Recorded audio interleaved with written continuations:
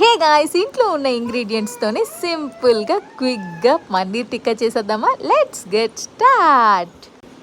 So first అయితే పన్నీర్ని బాగా వాష్ చేసుకొని చిన్న పీసెస్ కట్ చేసుకోండి. ఒక బౌల్లో ఉప్పు, కారం, పసుపు వేసుకోండి.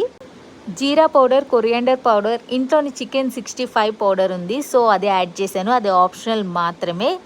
ఆ ప్లేస్లోని మీరు గరం మసాలా యాడ్ చేయండి. జింజర్ గార్లిక్ పేస్ట్ యాడ్ చేసి బాగా మిక్స్ చేయండి.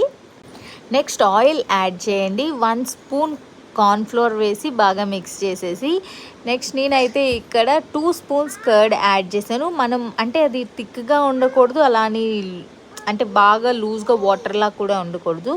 మీరు వీడియోలో చూసినట్టు మీడియం కన్సిస్టెన్సీలో ఉండాలన్నమాట. అలా మిక్స్ చేసుకొని మనం ఆల్రెడీ కట్ చేసిన పన్నీర్ ఉంటుంది కదా, ఆ పన్నీర్ పీసెస్ యాడ్ చేయాలి.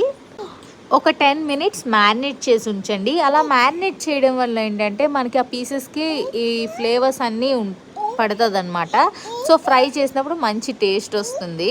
వీడియోలో చూసినట్టు ఆనియన్ పీసెస్ కట్ చేయండి. అలా కట్ చేస్తే ఆ టేస్ట్ కూడా చాలా బాగుంటుంది. సో ఇవన్నీ కలిపి ఒక కడాయిలో ఆయిల్ వేసి ఫ్రై చేసేయండి. జస్ట్ మీరు అక్కడే ఉంటూ అలా మిక్స్ చేస్తూ ఫ్రై చేస్తే అయిపోతుంది అనమాట.